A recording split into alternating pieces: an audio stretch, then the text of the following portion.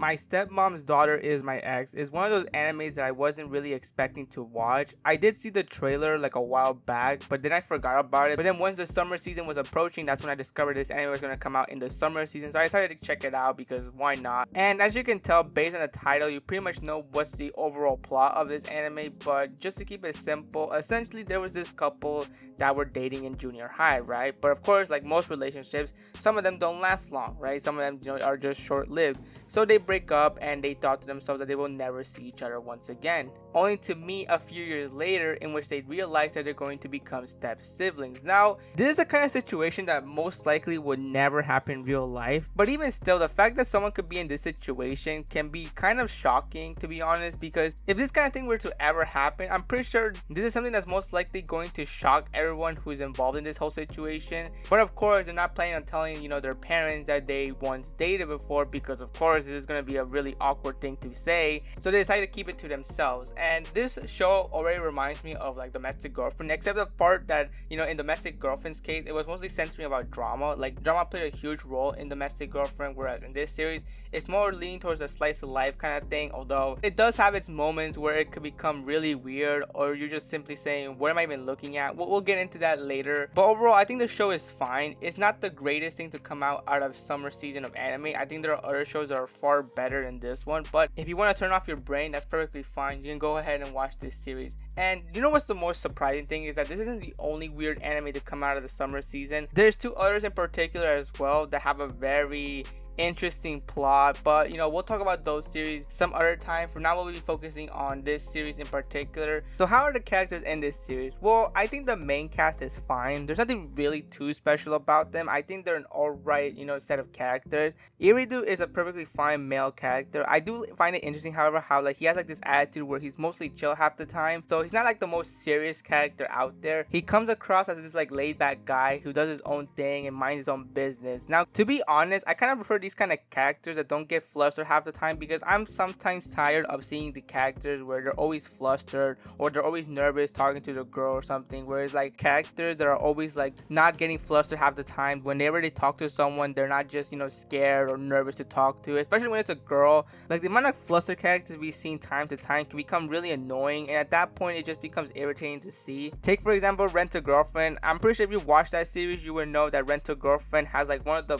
probably worst like rom-com protagonists out there. Kazuya is just like, he's terrible. Like he's probably one of the worst rom-com protagonists I've seen in a while. I'm kind of glad that Irido in this series isn't all flustered, he isn't all nervous, he doesn't get all fidgety half the time. No, he's just a laid back guy who clearly is just doing his own thing, minding his own business. Now Yume, which is the female protagonist of this series, is a very interesting case because she can act normal for half the time, but then she has like her moments where it's like, what am I even watching? And I think this could best be described in episode 3 that came out quite recently. Episode 3 was just really weird to watch because half the episode was just about, Yume having her stepbrother's underwears, and then she proceeds to smell them. I don't know why she did that. What was the point in doing that, to be honest? I have no idea. Like to this day, like after I watched the episode, I was just thinking to myself, what did I just watch? Like this is weird. Like why would someone ever do that?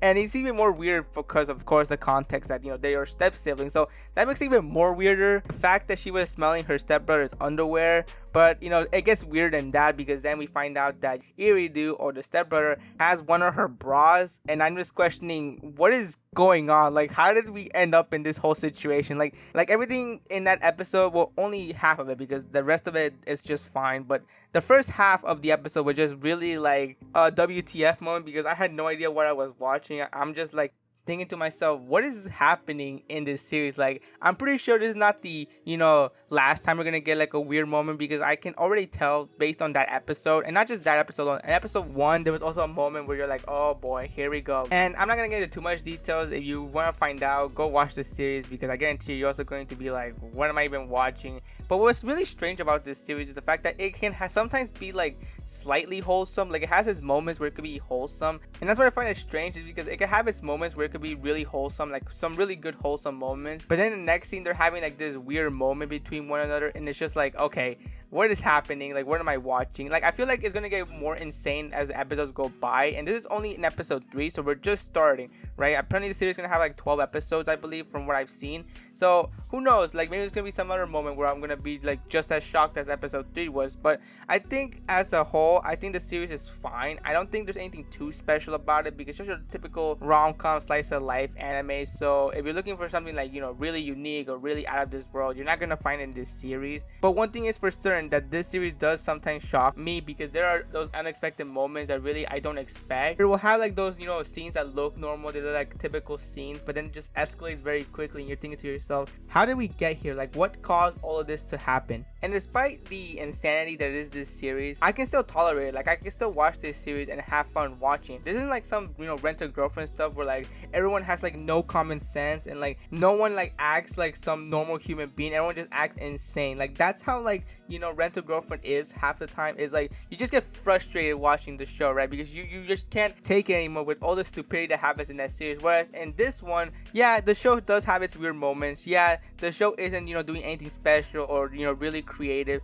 but it's still enjoyable to watch. Like, I can still tolerate it. Like, I can still watch an episode and enjoy watching that episode without feeling like I'm going to, like, you know, start screaming because the characters are being so, you know, dumb or have no idea what they're doing or are lacking common sense, you know. So I can appreciate this series for doing at least that. Like, they made characters that, you know, while they are a bit weird, well, not a bit, they're kind of weird, they aren't too stupid to the point where you're just like thinking to yourself, why am I still watching this? It's just infuriating me. Like, why is this still a thing I'm watching? Like, it's not like that to that point. It's not like to that level. So if you have watched Domestic Girlfriend and are looking for a show that's similar to that for some reason, go watch this. Granted, it doesn't have like the drama that Domestic Girlfriend had. The series is mostly aiming towards like the typical slice of life wholesome show. I think that's what they're aiming at. Although, like I said, it has its weird moments, and it has its moments where you're just like, you know, thinking to yourself, what other more insane scenes are they going to come up with as the series goes on? Like, I'm not going to be surprised, to be honest, if like every episode has these moments like that, because I mean, they did show in episode 3 like how insane the series could get sometimes. So obviously this series isn't going to be anime of the season, but if you just want to turn off your brain, then just watch this series. So yeah, that's pretty much the entire video. Hope you enjoyed it, and I'll see you next time.